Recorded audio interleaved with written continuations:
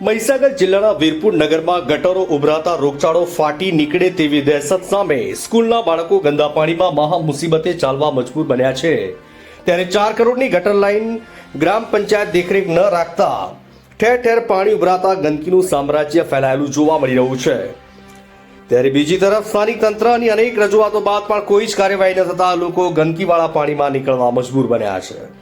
આઝાદીના આટલા વર્ષો પછી પણ પ્રાથમિક સુવિધા માટે આજે પણ સંઘર્ષ કરી રહ્યું છે। 12,000ની વસ્તી ધરાવતું વીરપુર ગામ વોટ મેળવવા પૂરતું મર્યાદિત બની રહ્યું હોય તેવી ગામની વાસ્તવિકતા જોવા મળી રહી છે। ગામના જાહેર અને મુખ્ય રસ્તાઓ વર્ષોથી ગંદકીથી ખદબદી રહ્યા છે। ગામની અંદર પ્રવેશ કરતા સાથે રસ્તાઓ પર કાદવ અને ગંદકીનું સામ્રાજ્ય પ્રસ્થાપિત થતું જોવા મળી રહ્યું છે। Bureau chief Sanjay Jaiswal, Mahisagar. આપણી એ રજૂઆત છે કે વીરપુર ગ્રામ પંચાયતના અંદર ગટરોનું પાણી દુર્ગંધ મારે છે। આપણે વારંવાર રજૂઆત કરવા જઈએ છતાં કશું જ ઉકેલ આવ્યો નથી।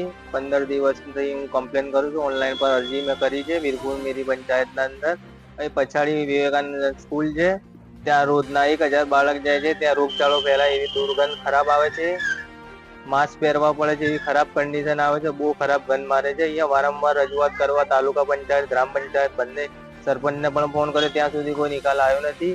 તમે જોઈ શકો છો આ વિડીયોના અંદર તમે બધા કે આ વીરપુરની ખરાબ હાલત કરી નાખી, બિલકુલ દુર્ગંધ ખરાબ આવે છે। પરિસ્થિતિ છે અત્યારે કેટલી ગટરો ઉભરાઈ? ગટરો ટોટલી વીરપુરના અંદર જ્યાં જોવો ત્યાં પાણી જ પાણી, રસ્તાઓ પર જ્યાં જોવો ત્યાં ગરગન બીમાર ગટરનું જ પાણી છે, જ્યાં જોવો ત્યાં બીમાર પડે છે એવી રોગચાળો એવું કર્યું છે, કોલેરા ફેલાવે એવું કર્યું છે આ લોકોએ।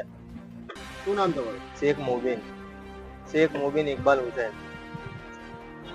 વીરપુર નગરમાં ઠેર ઠેર ગટરો ઉભરાય છે અને ગંદકી બહુ થઈ છે।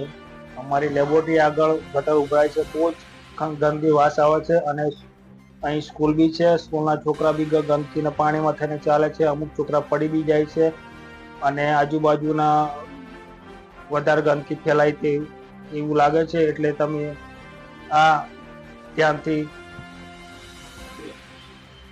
તાત્કાલિક ધોરણે કામ થાય એવી મારી રજૂઆત છે। એમાં પંચાયતમાં બી જાણ કરી છે, અમુક જગ્યાએ બી જાણ કરી છે, પણ કોઈ જગ્યાએ સાંભળતા નથી। તો ધંધા રોજગાર માટે ગંદકી વધારે ફેલાય ના, એના માટે તાત્કાલિક ધોરણે કરો તો સારું એમ। શું નામ? મારું નામ નિલેશ કુમાર નાનાભાઈ ખાટ। વીરપુર નગરમાં ગંદા પાણીથી ગટરો ઉભરાઈ આવે છે। અમારી દુકાન આગળ બિલકુલ ગંદકી છે। અમારી ફરસાણની દુકાન છે, ત્યાં આગળ ઘર આગળ આ બાજુ કંઈક ખરીદી કરવા આવવું હોય તો આવી શકાતું નથી। કેટલી જગ્યાએ આવી ગટરો ઉભરાઈ છે નગરમાં?